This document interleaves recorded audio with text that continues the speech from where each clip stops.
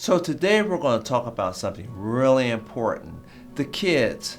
The kids going back to school. And that's a really big topic now.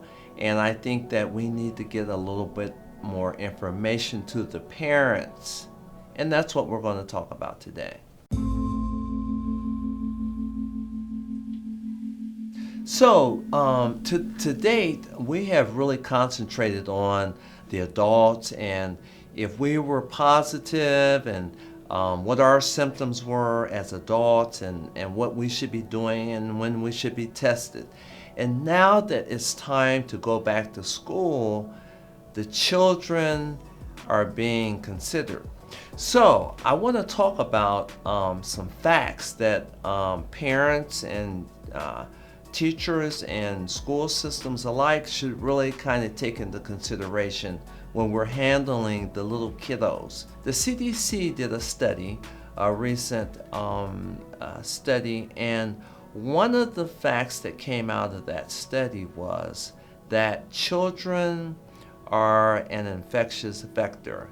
In other words, the viral load that a child carries is equivalent or equal to the viral load that is in an adult that may be in a hospital that's very sick. So the amount of viral load, the virus that the child carries is significant.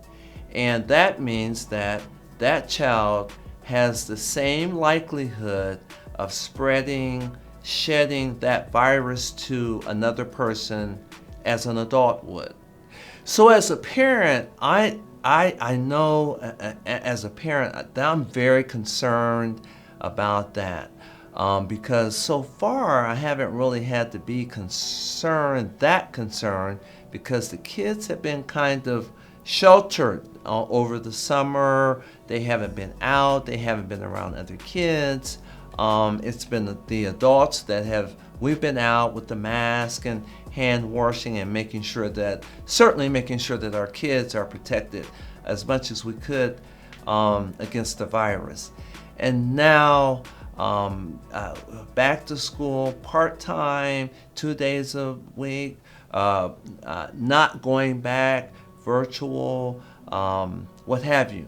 And so the fact that the child carries the virus at the same concentration that an adult does, we must take that into consideration. One thing that the Boston study showed was that asymptomatic children, in other words, children that don't have any symptoms, as well as children that have mild symptoms, carry the viral load at high concentrations. And so if your child doesn't have any symptoms, or if they have mild symptoms, they still are carrying that viral load if they're positive for that COVID-19, and we don't know. And so they become an infectious vector for the whole household. They could spread it to the grandmother, the mother, the sister, the brother, etc.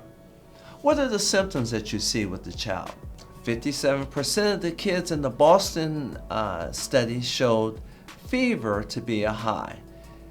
47% had a cough, and then 20% had the runny nose, the congestion, and just the kind of malaise symptoms that one would see with a sick child. But there were two symptoms that we as parents and teachers and people that will eventually, hopefully not sooner than later, will need to look out for. One was if the child tells you that they have lost their sense of smell. And so that's something that we want to ask our children. How can you smell? Can you smell the coffee? Can you smell things that have a pretty a strong smell? And if they start to tell you that they can't smell, that's a sign that they may be carrying the virus, and then you would want to take them to their pediatrician and get them checked out. The other symptom that was common with all of the children in the study was that they had a sore throat. So loss of smell, and sore throat were the two things that came out of the study that I think that are very important for us to know as parents and teachers and other people that are going to be around these little kids during this time. Ask the child. Ask them about these symptoms so we'll know. As we're dealing with these little kiddos, as they're starting to go out into the community, let's kind of keep those things in mind. They are infectious vectors. They can spread the virus just as an adult can. There's one other thing I want to mention, and I'm going to try to simplify this. There's something called multisystem inflammatory response. It's been rare to date, but as these kids go back to school, we may see more of it. And so I want to just inform you of that so you'll know. This is a situation where the child gets very, very, very sick and ends up in the hospital, and it's a problem. The point of me mentioning this is because in those kids, in the study that they did at Mass General Hospital, not only did they find COVID-19, they found common cold virus, they found influenza virus, they found RSV virus, all these other they found evidence of these other viruses along with the COVID-19.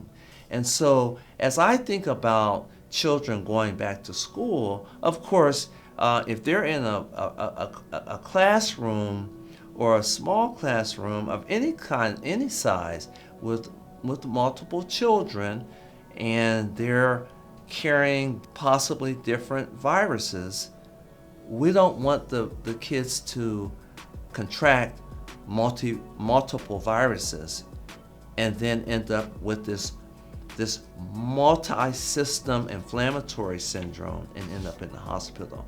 So let's think about the things that we've talked about today. Let's protect ourselves as well as our kids and our community so we can move through this and get to the end of it and have safer, get back to whatever our new norm is going to be. Thanks for listening. If you like, push the button. If you'd like more information, subscribe to our channel. Thank you.